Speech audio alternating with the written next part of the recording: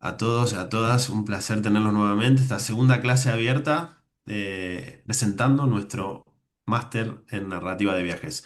Hoy, como pueden ver, con Carolina Arabia. Carolina, que es profesora del máster en narrativa de viajes, tendrá a cargo la asignatura de Exploración Cultural y Patrimonio Vivo.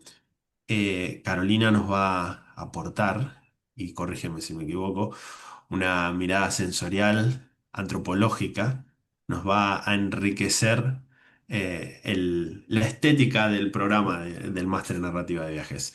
Así que tendremos clases con ella, tendremos unas 7 clases de Carolina, donde veremos el viaje como canto, animales y símbolos, el cuerpo como instrumento de conocimiento, comunidades y voces locales, patrimonios invisibles, cartografías afectivas y mapas emocionales del territorio, el eco del lugar, ¿sí? Son algunos de los titulares de las clases que veremos. Carolina, no te voy a robar más tiempo, te he robado un minutito, la clase es tuya, adelante, lo que necesites estoy aquí para dar soporte si es necesario. Así que Genial. bienvenido a ti también. Muchísimas gracias. Bueno, bienvenidos nuevamente. Estoy muy contenta por conocerlos. Recién hablaba con Edgardo con mucha curiosidad porque sé que se conectan desde distintos lugares del mundo y probablemente vengan con distintas expectativas. Tal vez algunos de ustedes ya estén escribiendo sus propios proyectos. Y bueno, básicamente hoy vengo a presentarles un poco, a contarles un poco de qué se va a tratar este módulo de patrimonio vivo o de patrimonio inmaterial, que es un concepto a veces un poquito escurridizo y es un poco el tema en torno al cual va a girar el módulo. Em, Cuando pensaba un poco el nombre para esta presentación, pasé por varios, como los nombres de las clases son como los nombres de los libros o los nombres de los cuentos, ¿no? Que uno tiene que elegir el adecuado. Y pensé en un archivo indómito. Pensé que lo que me gustaría hacer con ustedes es un archivo indómito. ¿Por qué indómito? Porque esto del patrimonio vivo, esto que es mi intención, ayudarlos a buscar y a explorar y a narrar a partir de eso, tiene que ver con unos materiales muy frágiles, muy inacibles, que corresponden a este patrimonio inmaterial. No sé si alguien de acá, si tienen ganas de contarme, si no, sigo hablando yo y ustedes hablan al final o expresan sus preguntas o lo que quieran, pero si alguien está familiarizado o les suena esto del patrimonio inmaterial, si han escuchado hablar. Para los que quieran, perdón Carolina, pueden escribirlo por Sí. el chat, si quieren yo lo voy Ah, leyendo. Lo único, sí. lo que te pido Carolina, si podrías poner en pantalla completa la presentación, Ah, como hiciste sí, sí, previamente, sí. así ya no queda y no te molesto más. Ahí está. Perfecto.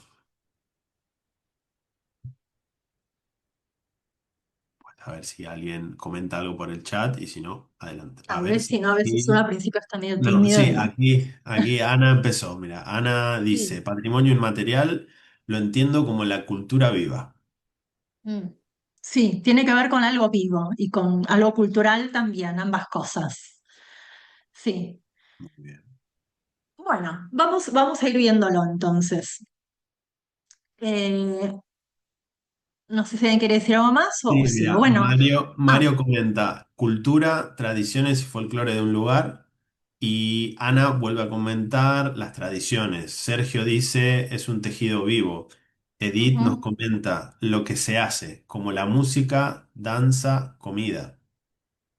Sí, sí, tiene que ver con todas estas cosas que están diciendo, con las tradiciones, con las comidas, con la música, eh, con el patrimonio, con las tradiciones también. Ahora vamos a ir viéndolo, pero va por ahí. Em, Voy a empezar. Esta es una foto de los llanos orientales de Colombia.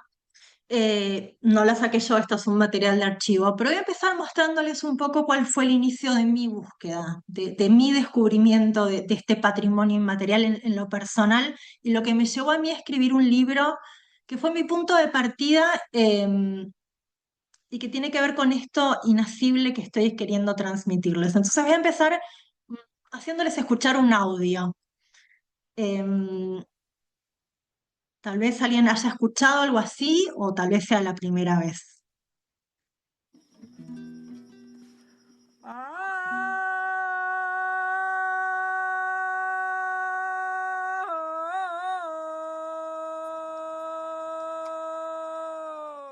Agila, novillo por la huella al cabrestero.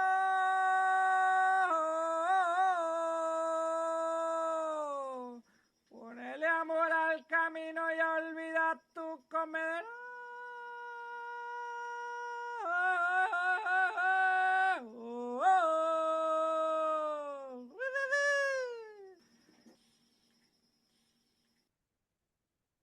Bueno, antes que nada, se escuchó bien, ¿no?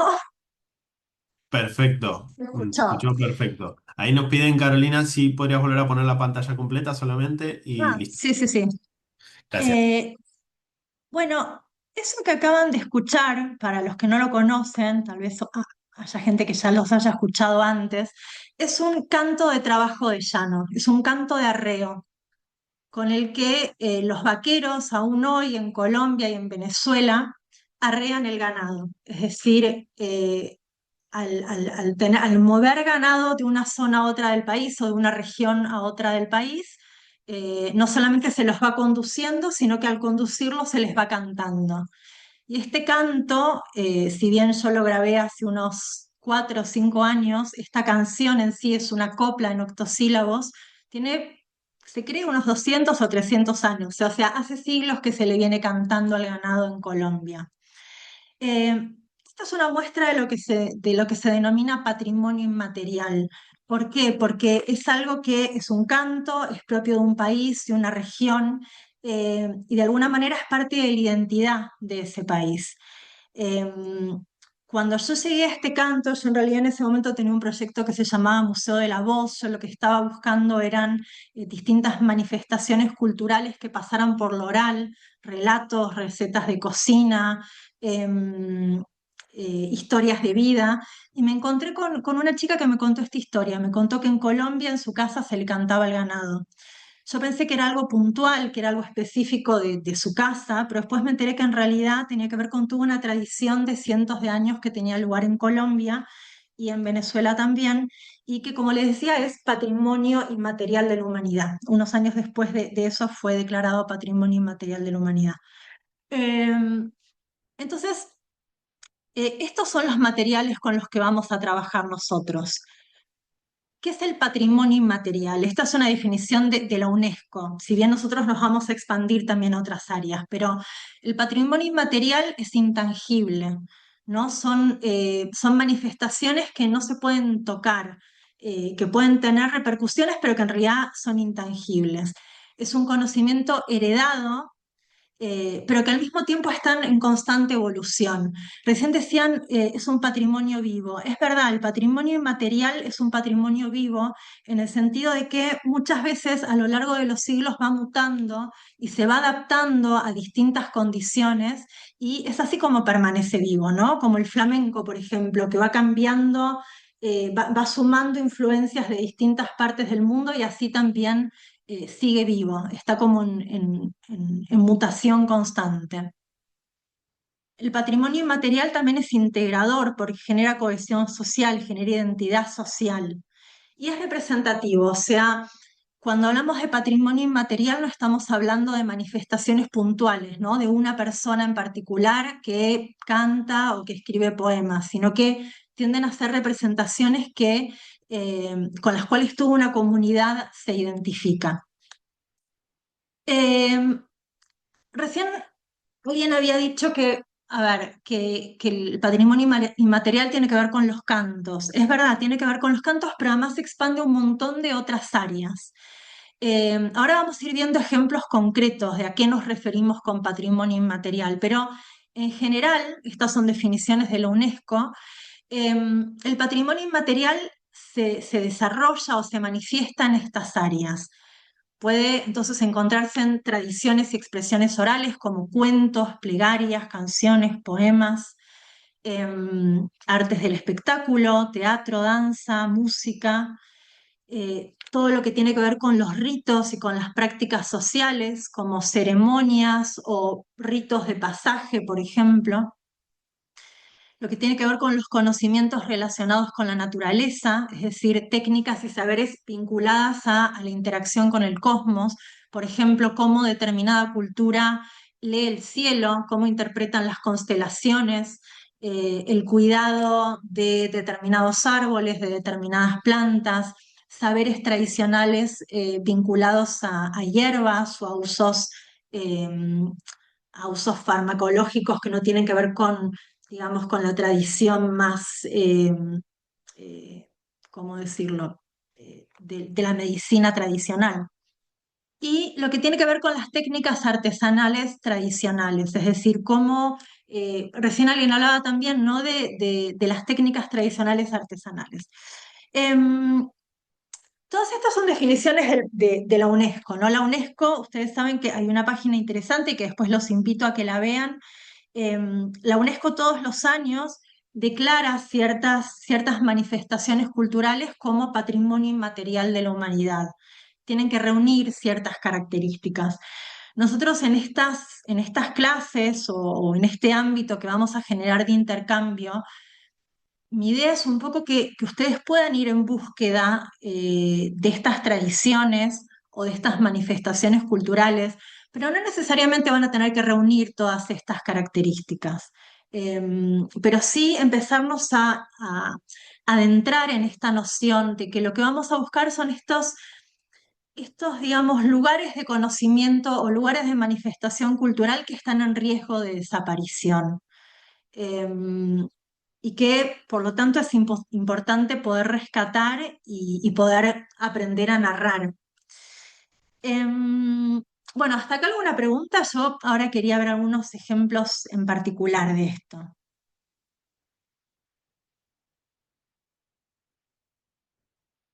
A ver, te leo, Carolina, algunos comentarios Sí, que estuvieron poniendo también.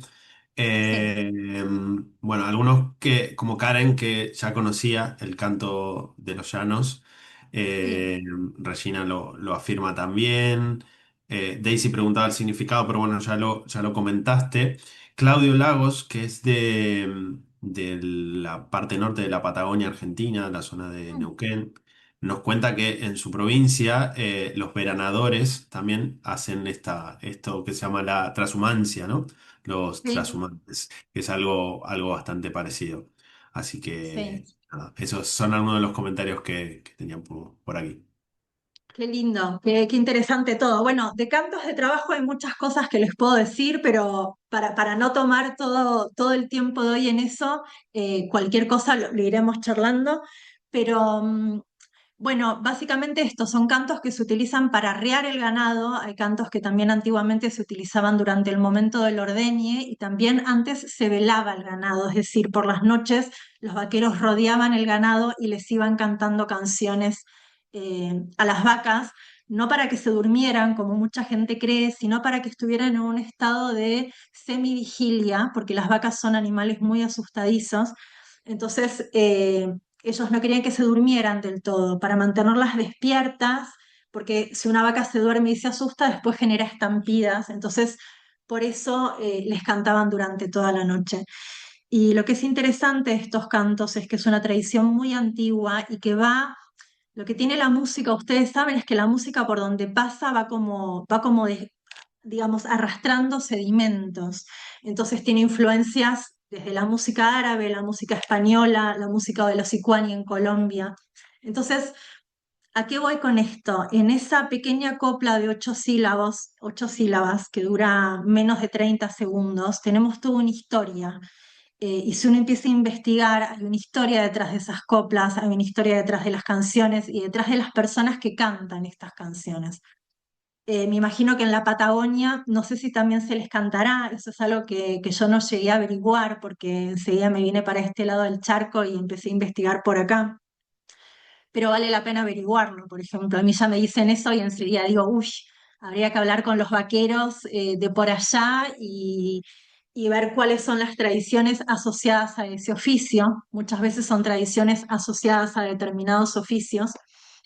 Em, entonces, bueno, como les contaba, estas manifestaciones están asociadas eh, a distintas prácticas y muchas de ellas están en riesgo de desaparición. Por eso la UNESCO establece estas grandes listas, que son casi listas poéticas, en donde una vez que un conocimiento o una manifestación se cataloga como patrimonio inmaterial de la humanidad, se empiezan a buscar toda una serie de medidas de salvaguardia para que esa manifestación no se pierda. Em, Vamos a ver algunas de estas manifestaciones. Eh, por ejemplo, no sé si alguien habrá escuchado de el arte tradicional mongol del Jumei. Eh, También se conoce como el canto de garganta.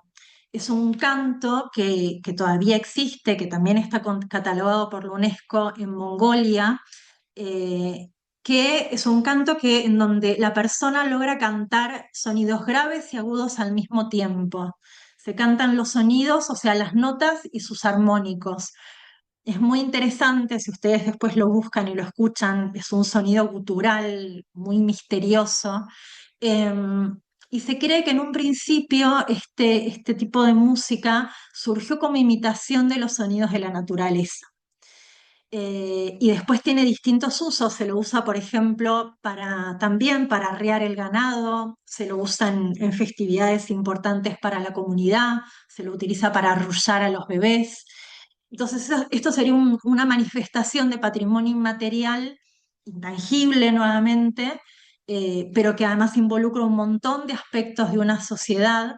eh, Vinculado al ritual, pero también a las artes del espectáculo, y que le da esta cohesión social al lugar en donde tiene lugar.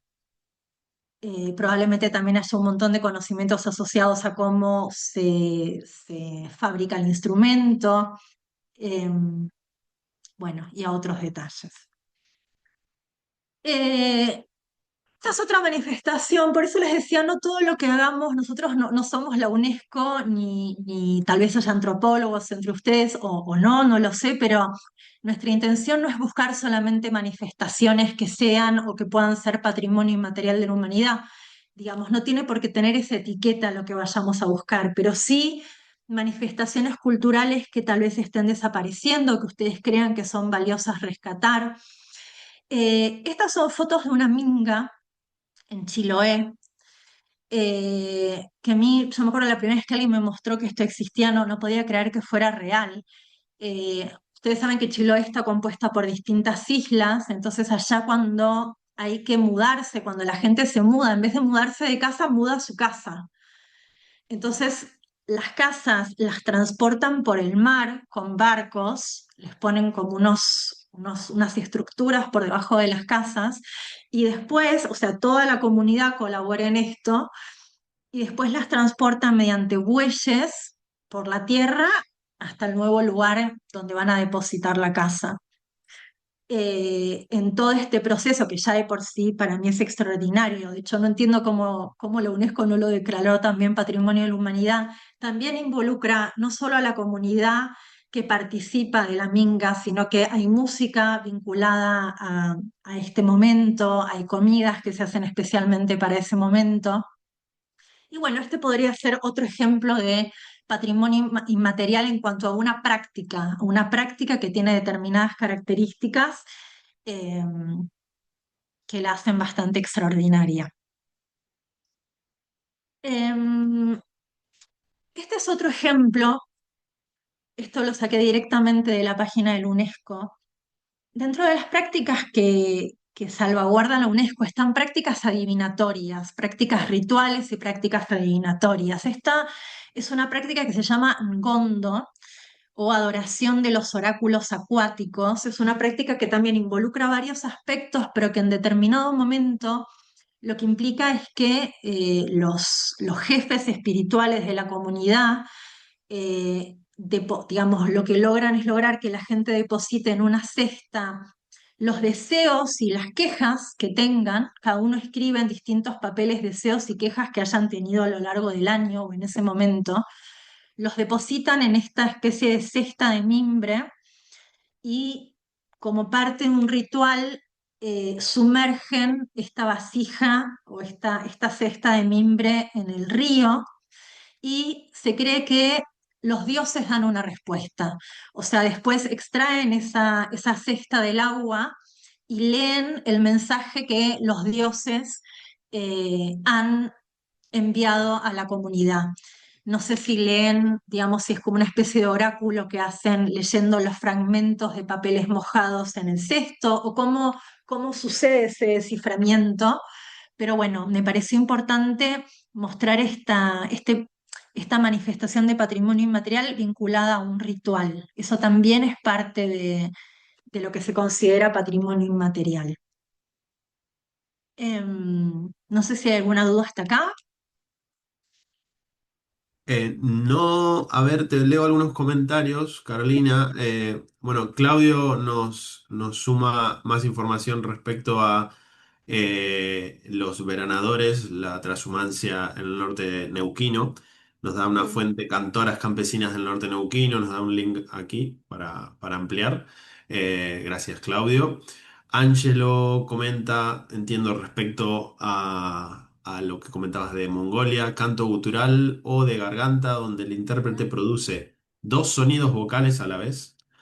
Ujú. Y Sergio nos comenta, es decir, que la hallaca, no la receta, no el sabor, no la lista de ingredientes, simplemente el acto de hacer hallacas podría ser catalogado como patrimonio inmaterial, nos pregunta. Entiendo, perdón, la hallaca te refieres al plato, ¿no? A la comida, Sergio. Sí, entiendo que es eso. Ahora es Sí. correcto. Eh, a ver, el recetario sería la técnica, sería lo que constituye el patrimonio inmaterial. La técnica, la receta, los ingredientes también, o también todo lo que involucra la manufactura de eso. Tal vez involucra saberes tradicionales, por ejemplo, saberes que son propios de esa región para poder efectuar esa comida. Ahí habría que investigar todo lo que rodea, todo lo que rodea esa comida, por ejemplo. Y eso sería un patrimonio inmaterial. Si bien el patrimonio inmaterial también muchas veces involucra, digamos, el artefacto físico que tiene que ver con ese conocimiento. Pero en realidad lo que es patrimonio inmaterial es el conocimiento en sí. Pero un recetario, por ejemplo, podría ser considerado patrimonio inmaterial. Eh, si ustedes después, ojalá lo hagan, los que no conocen la página del UNESCO, que es muy interesante, empiezan a hojear un poco la página del UNESCO, van a ver que el mundo se abre. Uno se da cuenta que está el mundo tal cual lo conocemos, hasta donde uno lo conozca, y de repente empieza a encontrar mundos adentro de mundos. eh, que tienen que ver con toda una gama de conocimientos propios de cada lugar y de formas de percibir el mundo propios de cada lugar, como por ejemplo no sé, oráculo acuático que por lo menos yo no conocía hasta que lo encontré. Y ahí, respondiendo a esta pregunta del recetario, o de esta forma de preparar las hallacas, no sé si lo estoy diciendo bien, las hallacas, también eh, también van a encontrar, por ejemplo, que existen modos tradicionales del cuidado de los olivos, no sé, por ejemplo, en el Líbano, o modos tradicionales del cuidado de la planta de la granada en otra comunidad. O sea, em, podría ser un recetario vinculado a la forma de preparar una comida, patrimonio inmaterial.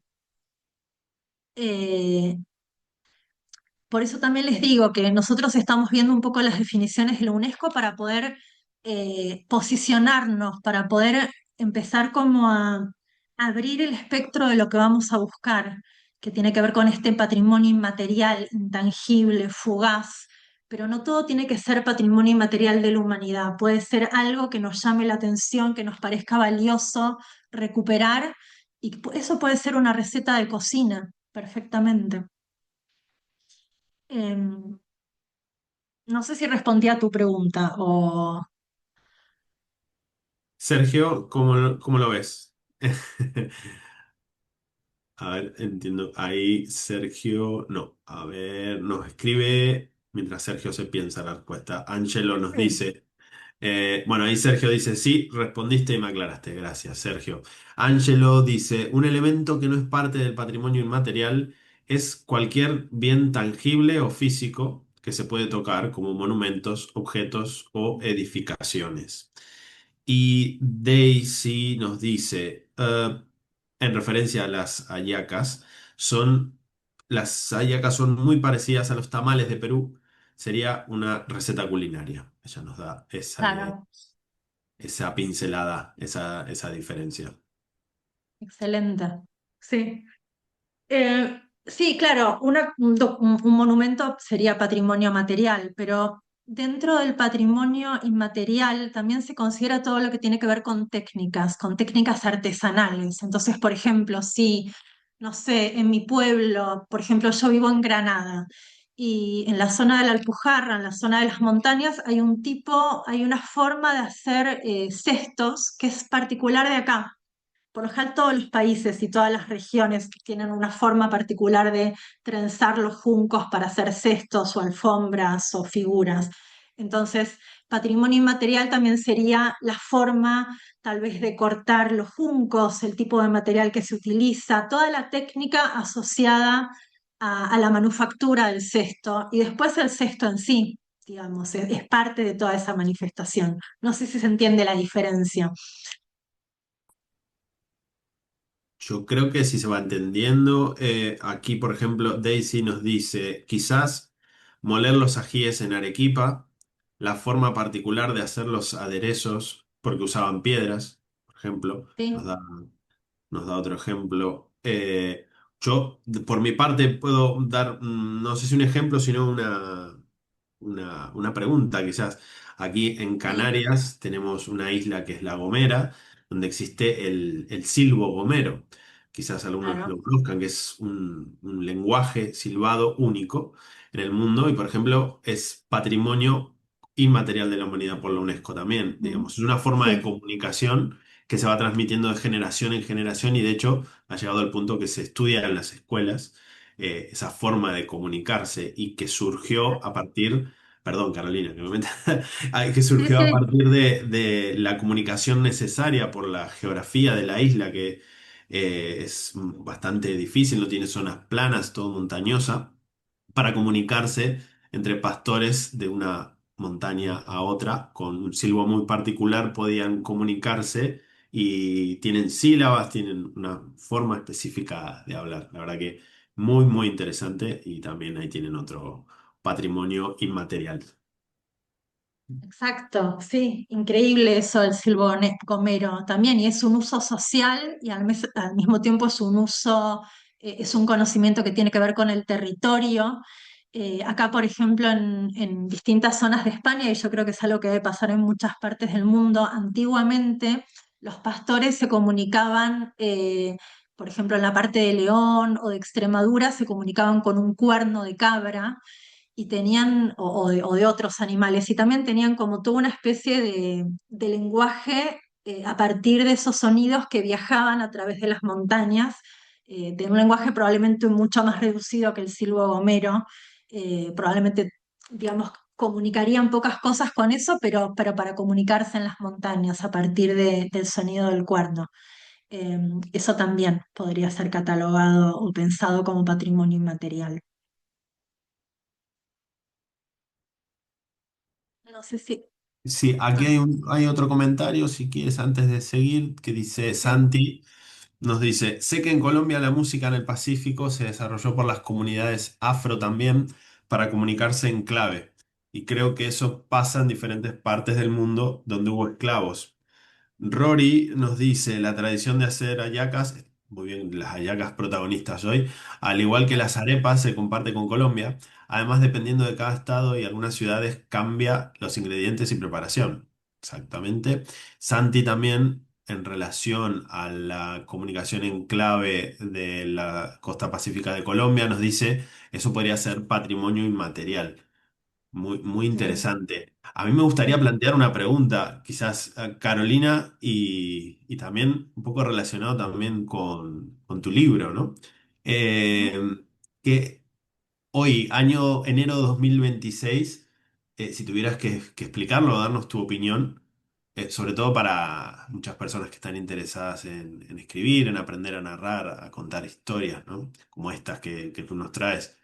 ¿Cuál es la mayor amenaza que existe para para estos cantos, en este caso, para sí. estos patrimonios? Y siendo sincero, ¿qué rol cumple la UNESCO creándolos como un patrimonio, digamos? ¿Cuál es tu opinión sobre esto? Uy, a ver, voy por partes. En particular, lo que yo investigué fueron cantos, cantos con los que se comunican hombres y animales. Mejor dicho, cantos que se utilizan durante las faenas con los animales. Entonces, ¿cuál es el riesgo? ¿Por qué están en riesgo de desaparición? Porque lo que está desapareciendo es un oficio, que es el oficio del pastoreo o el oficio, la trashumancia en sí. Incluso aunque ahora haya trashumancia en distintas partes del mundo, muchas veces los pastores ya no cantan o los vaqueros ya no cantan. Entonces, yo no puedo hablar de cuál es el riesgo de todas las manifestaciones culturales intangibles en el mundo. No podría decir tal es el riesgo, pero yo creo que en general todo lo que tiene que ver con la homogeneización de la cultura es un riesgo. Cuando se van perdiendo oficios es un riesgo. Em, y después, bueno, el papel de la UNESCO es ambiguo en el sentido de que, por un lado, ellos generan toda una serie de medidas de salvaguardia urgente, digamos, que buscan rescatar todos esos saberes, pero hay quienes dicen que también, bueno, que a veces no termina siendo tan beneficioso para las prácticas en sí. Eh, Ahí yo no lo sé. Lo que sí creo es que las prácticas culturales muchas veces, o sea, cuando ustedes empiecen a investigar estos temas, muchas veces les van a decir que esa práctica que ustedes quieren buscar o que quieren investigar o de la que quieren narrar ya no existe más o está en desaparición o no la van a encontrar. Y mi recomendación ante eso, perdón si tal vez me estoy metiendo en otro tema, pero está todo como conectado. Mi sensación es que las cosas nunca dejan de existir del todo. No sé si va un poco a esto la respuesta. O sea, muchas veces las manifestaciones culturales van quedando como tapadas o se van modificando y se van adaptando a un nuevo medio. Por ejemplo, en el caso de los cantos de trabajo de llano de Colombia, y de Venezuela, si bien se le sigue cantando al ganado, no se le canta al ganado como se le cantaba hace 100 años, pero muchas veces esas coplas se incorporan dentro de una canción de joropo, que es la música tradicional de la región. Entonces ahí la música no se termina de perder. O de repente hay iniciativas dentro de las escuelas para enseñar coplas, para enseñar a cantar ganado.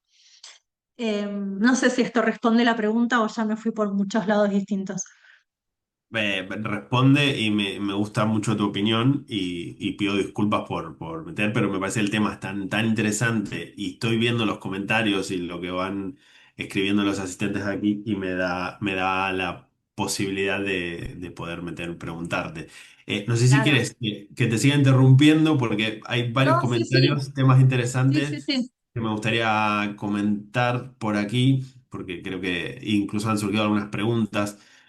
sí. A ver, tengo que subir porque... Vale, perfecto. Miguel dice, bueno, que está comentando que se entiende perfectamente. Aquello que no clasifica como patrimonio de la humanidad no es menos humano. Muy bien, esa es su Claro. opinión. Sergio plantea, ¿se ha perdido el patrimonio inmaterial por las migraciones? Pregunta. Es una buena pregunta. No sé. Habría que ver cada caso, porque yo tampoco puedo responder, porque justamente van a ver cuando entren a la página de la UNESCO la cantidad de información que hay, la cantidad de manifestaciones que hay, es que es infinito, por eso les digo que van a encontrar mundos dentro de otros mundos. Entonces, habría que ver cada caso. Lo que yo sí, lo único que les puedo decir de la migración, en particular de lo que yo grabé, de lo que yo llegué a conocer un poquito, porque todo uno lo llega a conocer con mucha humildad, es que yo creo que al contrario, creo que las migraciones lo que hacen es ir sumando capas. Por eso les decía que, en particular, por ejemplo, en el caso de la música, un canto de trabajo de llano, uno lo escucha y dentro de eso está, en sus orígenes más remotos, los cantos que los beduinos utilizaban para guiar a los camellos por el desierto en la época preislámica, en el Sahara. Esas sonoridades, esas melodías, esas melismas van a pasar a través de la música árabe y del Corán a España, de España se van a mezclar con la música que en ese momento existía en España antes de la llegada de la música española a América, y en América esas mismas sonoridades, esas coplas en octosílabos se van a mezclar con la música de los Sicuani en Colombia, por ejemplo. Entonces, toda esa migración de cientos de años da lugar a una manifestación única. Entonces, mm, la migración depende cómo la veamos, al contrario, yo creo que puede ir como arrastrando y llevando consigo un montón de conocimientos. Eh, lo que tiene que ver, por ejemplo, con, no sé si notaron, hay muchas compilaciones de cuentos, hay una compilación de cuentos muy interesante de Italo Calvino, de cuentos populares, y uno empieza a ver que muchos cuentos se repiten y muchos motivos de cuentos populares, que esta es otra manifestación que podría ser patrimonio inmaterial, lo que tiene que ver con las tradiciones de cuentos, de poemas. Los motivos de los cuentos se repiten incluso en continentes distintos. Y bueno, hay muchas teorías de por qué sucede, pero una teoría tiene que ver con las migraciones, ¿no? La gente migra y migra con sus historias, con su música, con sus comidas, con sus conocimientos, y todo eso se va mezclando y va dando lugar a otras cosas. Perdón, no sé dar de respuestas cortas, soy argentina y hablo mucho. Te entiendo perfectamente, Carolina. Muy bien, Sergio, gracias por la pregunta. Luego, Idali nos da una información aquí, nos cuenta los cantos de marimba del Pacífico colombiano y norte de Ecuador son patrimonio inmaterial de la humanidad desde 2017. Muy bien. Sí. Ana nos dice en Tanti, Córdoba, esto es Córdoba, Argentina, tenemos Mm. Tanti Hila, un grupo de mujeres que tejen con técnica andina con lana y cueros. Luego Mike nos dice, bueno, nos aclara aquí, importante, se recomienda usar la palabra esclavizados, pues nadie nace esclavo. Muy bien. Regina pregunta por el nombre de tu libro, yo ya le pasé el link aquí, el libro de cantos y animales, correcto. Sí. Está el link aquí de Menguantes. Fernanda nos comenta, aquí en México tenemos patrimonios inmateriales como el Día de los Muertos, la charrería, los voladores de Papantla, la pirecua purepecha, perdón, el mariachi, la cocina tradicional mexicana, la danza de los parachicos y el bolero. México se lleva muchos patrimonios Sí, inmateriales. Muy bien. sí, sí, Sergio nos plantea una pregunta. Dice, una pregunta ya que salió el tema de la narración.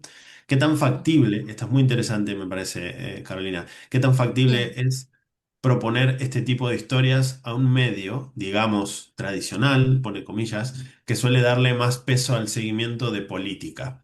¿Es mejor buscar medios especializados o que estén más orientados a la cobertura, divulgación cultural? ¿Cómo lo ves, Carolina? Eh, ¿Ofrecerlo en qué sentido?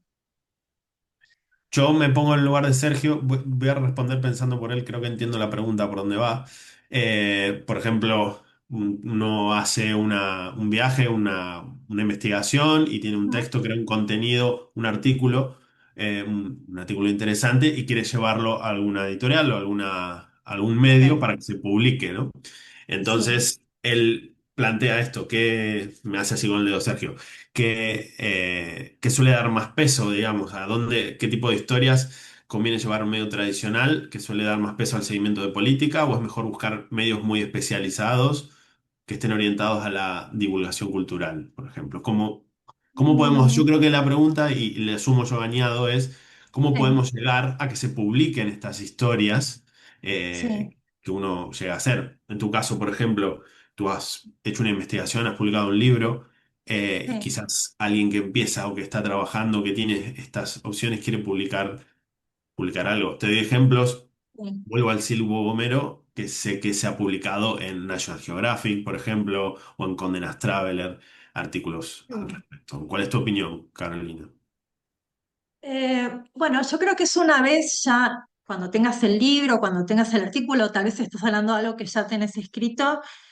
em, Siempre es bueno buscar, a ver, a mí en particular lo que me pasó con mi editorial es que yo la conocí, me enamoré y dije, para mí son ellos. Yo sentí, este libro es para esta editorial y esta editorial es para este libro. O sea, cuanto más y fin sea el medio eh, en el que a vos te gustaría publicar con lo que hayas escrito, mejor. Creo que eso es lo que nada garantiza, digamos, no hay una fórmula para decir, bueno, si vos envías un artículo o un libro a tal editorial, este va a ser el resultado, pero creo que un poco el camino es ese. Si yo le hubiese mandado mi libro a una editorial especializada en novelas de detectives, probablemente, digamos, no lo hubiesen leído ni les hubiese interesado. Yo busqué eso, una editorial que fuera afín a lo que yo había escrito. Em, Pues muy bien. Hablamos, para aclararlo, hablamos de la editorial Menguantes. Casualmente, bueno, no es casualidad, sino que hemos trabajado con ella. Los directores del máster de narrativa de viajes han logrado que una de las editoriales que esté presente en el máster de narrativa de viajes, donde vamos a hacer una mesa redonda de editoriales diferentes, donde se va a hablar sobre el tema, se va a hablar sobre la actualidad de las editoriales y van a dar información muy, muy fina sobre cómo funciona el mundo editorial a los alumnos, justamente donde se van a sacar algunas de estas dudas que nada mejor que vengan directamente. Lo traigo a colación porque justamente nombraste Menguantes, que es una de las editoriales que va a estar en el máster en esta edición. Sergio, espero que esté respondido. Eh, Argentina Moreno nos dice, o se transforman, o mejor dicho, son base de otras expresiones como refranes, dichos que se dicen en el presente, que se originaron en aquellos cantos. Entiendo que hace referencia a la evolución, a los cambios de los patrimonios inmateriales.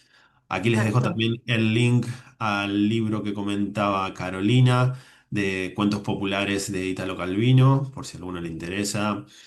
Muy bien. Fernanda, sí, somos un país con muchos otros ricos en cultura, tradiciones y más. Supongo que ahora hablará de México, que hablamos recién.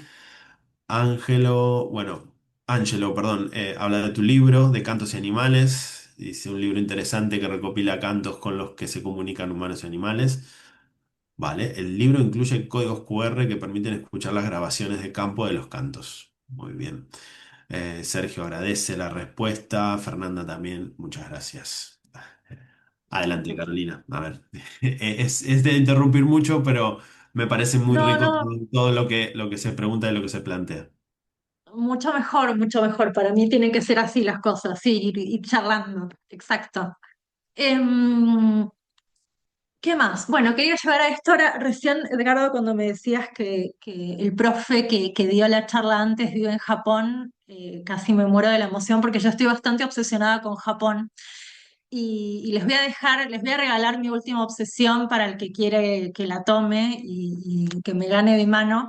Pero no sé si ustedes conocen, existen en Japón, todavía existen. En Japón y en Corea existieron pescadoras de perlas. Ahora ya no pescan perlas, o sea, buceadoras, ¿no? Son mujeres que bucean. Ahora bucean y buscan, bueno, frutos del mar. No sé exactamente, ahora no recuerdo qué animalitos que viven debajo del mar. O sea, esta es otra tradición que está considerada como patrimonio inmaterial de la humanidad. Creo que hace 2 o 3 años lo reconocieron como patrimonio inmaterial de la humanidad. Y bueno, son estas mujeres, esta es una foto antigua, hay un montón en internet. Ellas siempre usaban estos trajes blancos, ¿no? Como muy, muy livianos, muy vaporosos. Y eran mujeres que mientras los hombres salían a pescar mar adentro, ellas durante 3 meses al año se sumergían 7 horas diarias, o sea, prácticamente todo el día, se sumergían desde ya que sin ningún tipo de artefacto, ni tubos de oxígeno, ni nada, en apnea absoluta, se sumergían y buscaban antiguamente perlas. Eh, Estas mujeres que ahora son octogenarias, o sea, esta tradición sigue viva hasta el día de hoy y todavía siguen metiéndose en el mar muchas horas al día. eh, es una tradición que ya está registrada en grabados antiguos de Japón. Estas son las mismas mujeres, se llaman ama en Japón y en Corea tienen un nombre que ahora no recuerdo exactamente.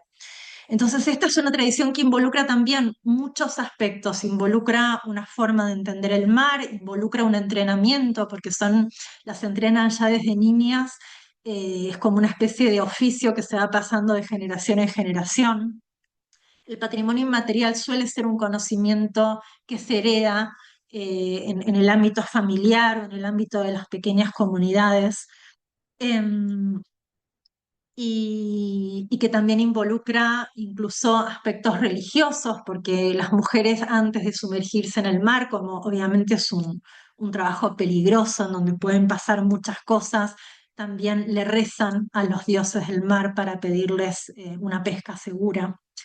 Em, y bueno, hay un documental muy interesante que en este momento no recuerdo el nombre, creo que se llama Ama, hasta hace poco estaba en Filmin, ahora no sé si sigue estando, pero después yo se los voy a pasar para el que les interese y hay mucho material en internet para investigar también. Pero un poco pensando en esta presentación, volví sobre mi obsesión recurrente, que son estas mujeres que bucean, y lo que me enteré es que también esta tradición de las mujeres, de las buscadoras de perlas, ya está registrada en un antiguo poemario, bueno, estas son más fotos de ellas, en un antiguo poemario japonés, en el poemario más antiguo del que se tiene conocimiento en Japón. Ahora les voy a leer algunos fragmentos.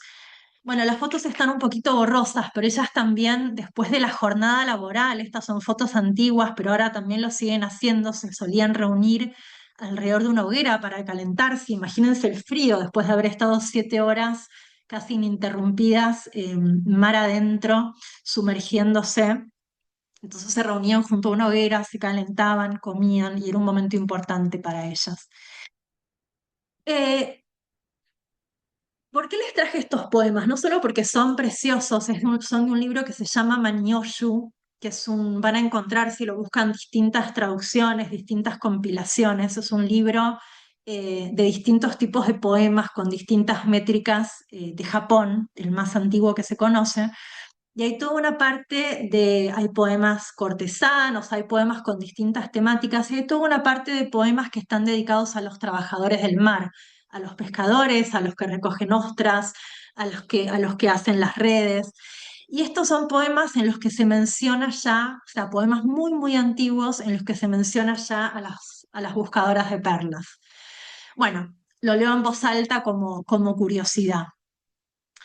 En la bahía tranquila, las pescadoras se hunden una y otra vez. Al verlas, el mar de primavera parece aún más sereno.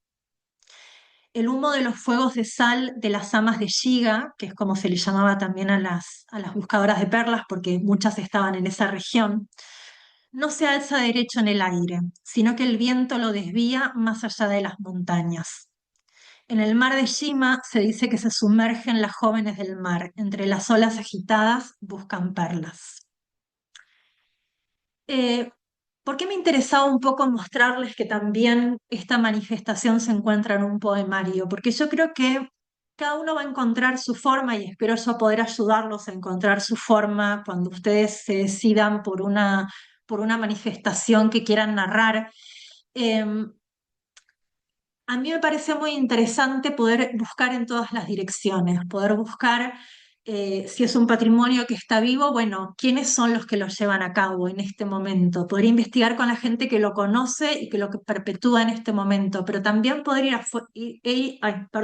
también poder ir a fuentes antiguas, ver en qué otros lugares esa manifestación está mencionada. porque ahí de repente es como que todo empieza a ganar otro espesor.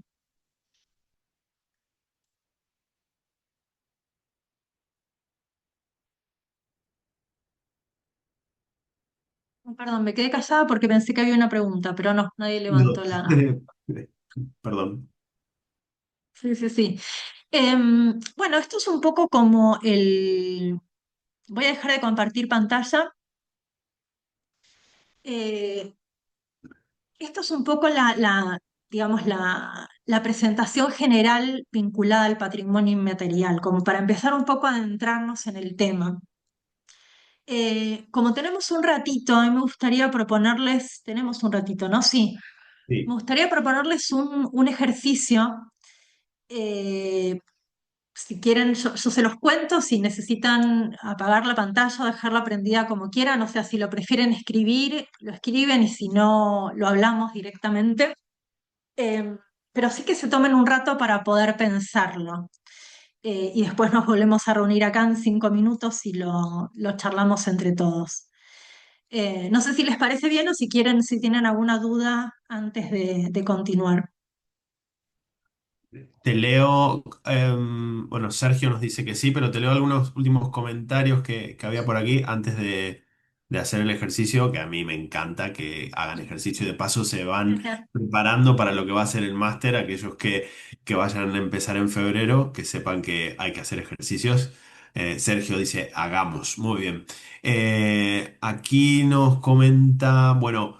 J. Ávila nos dice, en referencia a las mujeres de Japón que comentaba Carolina, dice perlas, pescan almejas con perlas. Dice que es lo que hacen ahora. Fernanda las había identificado como, claro, las ama. Angelo nos recomienda, él nos dice que vio un drama coreano, Our Blues, del 2022, que el trama del drama es sobre estas pescadoras de perlas, o sea que hay una película Mira, ficción sobre esto. Ana recomienda el libro La isla de las mujeres del mar de Lisa C. o C. No sé cómo se pronuncia. Ana nos dice que se llaman mujeres Aeneo, buceadoras de la isla sí, de Jeju.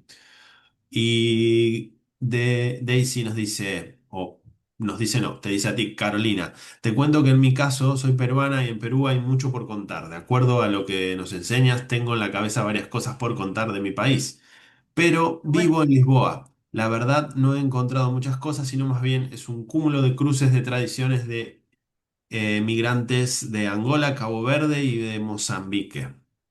Muy bien. bueno, ahí ya tenés un montón de dónde tirar. No, no, nada que añadir al respecto, es totalmente mucho trabajo ahí. Daniel dice que se desconectó, de momento vemos la conexión está ok.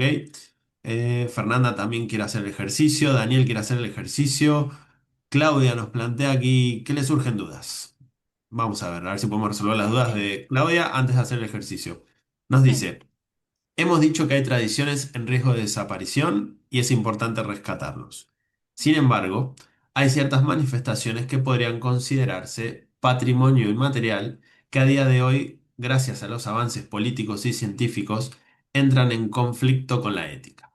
Por ejemplo, con el tema de las perlas. Últimamente se habla mucho de que la recogida de perlas causa grandes impactos, perdón, grandes daños en los ecosistemas marinos porque las almejas son grandes filtradoras y tienen gran impacto en el funcionamiento de los océanos. O por ejemplo, tradiciones que vayan en contra de los derechos de las mujeres. ¿Hasta qué punto, entiendo que está pues, como una pregunta, hasta qué punto es interesante darles, o interesante darles voz a ciertos patrimonios inmateriales si van en contra de estos nuevos conocimientos, o si sería mejor dejar atrás algunos y poder avanzar como sociedad? Claudia, yo creo que es un tema que da para una clase completa, totalmente. sí. No sé, Carolina, si quieres compartir algo, me parece muy bueno el planteo que hace Claudia, por cierto. Sí, es muy bueno y me gustaría igual escuchar más opiniones porque quiero decir no solamente la mía, porque yo creo que es este tipo de preguntas que no tienen, por suerte, como la mayoría de las buenas preguntas, una única respuesta. Eh, a ver. En cuanto a las buscadoras de perlas, ellas buscan también otras cosas, ¿eh? No solamente son perlas, porque de hecho encontrar perlas es bastante difícil ahora. También pescan unos pescaditos, pero no me acuerdo exacto cómo se llama, un tipo de cangrejo. No es solamente eso. Em, en particular, a ver, yo creo que las cosas pueden convivir, o sea, desde ya que si hay una manifestación cultural que va en contra de cualquier, de una mujer o de niños o de hombres o de cualquier colectivo, de cualquier ser humano, desde ya que yo tampoco creería que hay que darle lugar a eso, digamos, facilitar eso, pero ¿qué manifestación podría ser? ¿En qué estás pensando específicamente? Porque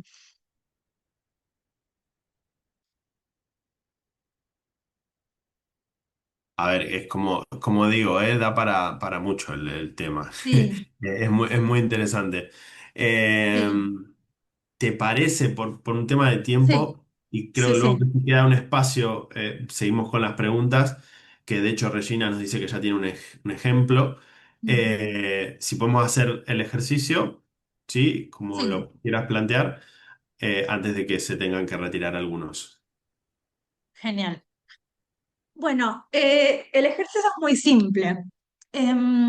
A ver, cuando yo comencé, yo antes de dedicarme específicamente a la búsqueda de estos cantos, tenía un proyecto que se llamaba Museo de la Voz.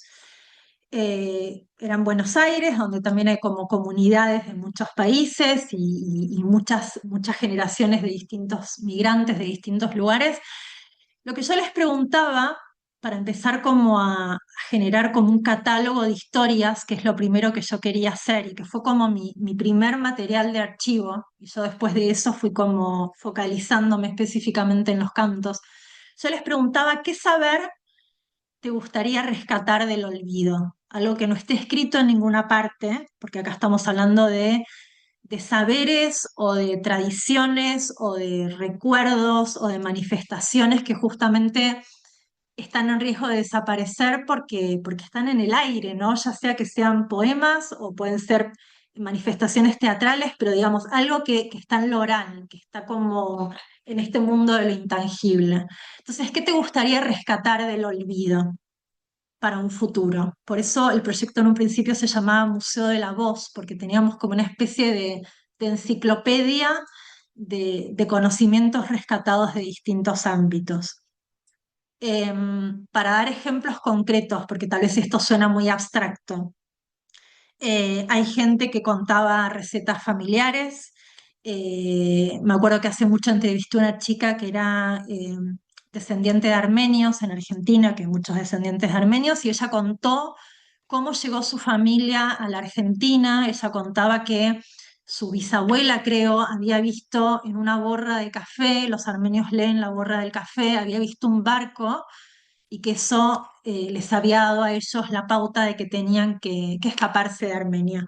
Entonces, hoy por hoy solamente no vamos a empezar pensando en algo tan amplio como el patrimonio inmaterial. Si bien me gustaría que se vayan a casa y empiecen ya a buscar un cuadernito y anotar a ver por dónde es que les gustaría investigar las cosas. Hoy lo que les pido es que busquen algo propio dentro de la propia historia familiar, eh, o de su comunidad, o de su barrio, o de su ciudad, o del lugar en donde estén viviendo ahora, que les gustaría rescatar del olvido.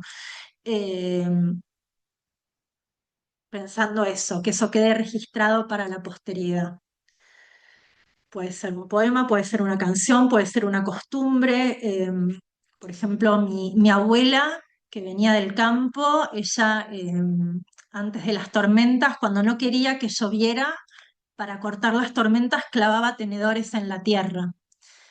Y eso que a mí de chica me parecía como un gesto muy divertido y muy curioso de mi abuela, ella nunca supo la explicación.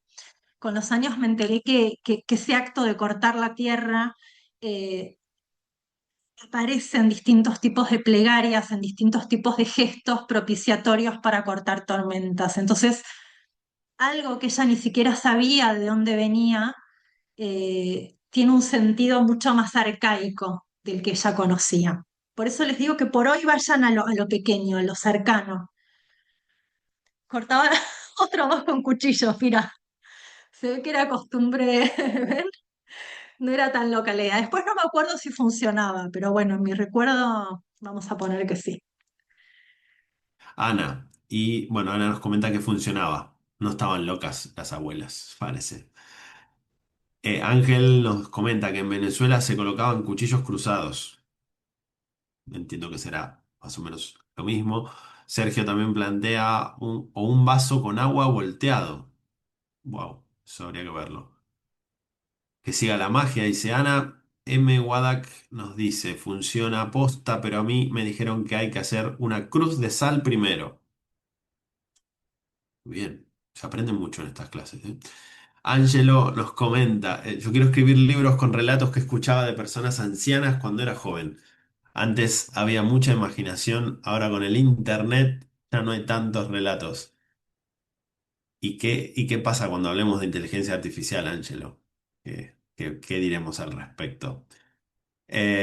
Alex nos dice, mi tatarabuelo componía y cantaba canciones y fue cantaor flamenco, pero no quedan registros grabados de su voz ni nada. Me encantaría poder recuperar eso.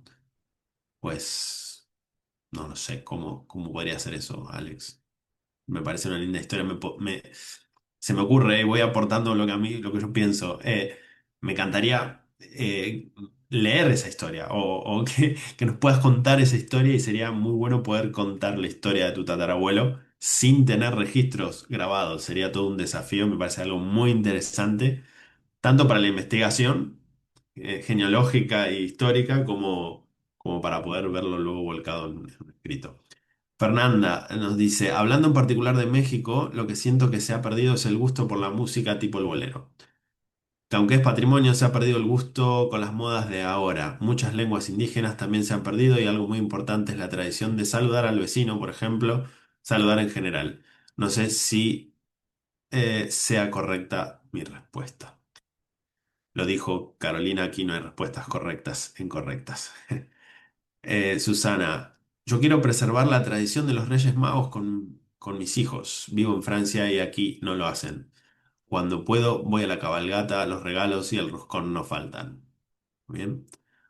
J. Ávila, en la península de Yucatán tienen la idea de que hay que pedirle permiso a los aluxes, duendes, para poder empezar una construcción. Le hacen una casita al aluxe para que viva por ahí y deje tranquila la construcción.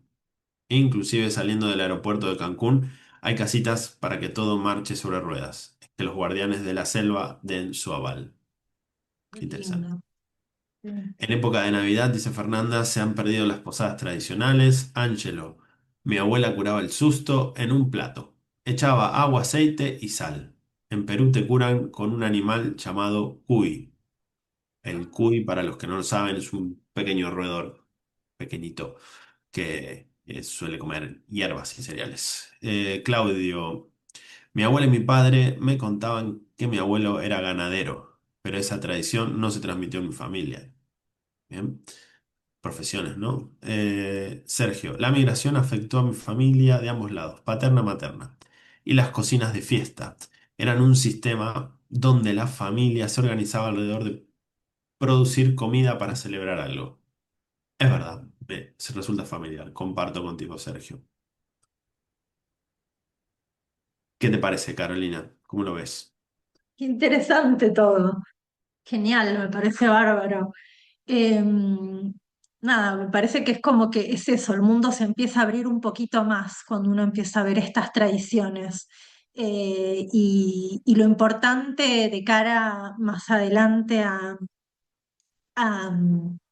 bueno, al módulo es encontrar algo que a ustedes los apasione, porque eso es lo que los va a ir llevando a investigar, un apasionamiento, una obsesión, les diría casi, por investigar algo que uno empieza por un lugar y no sabe exactamente a dónde te lleva. Hay como una especie de caos medio primigenio al inicio de estas búsquedas que para mí es necesario.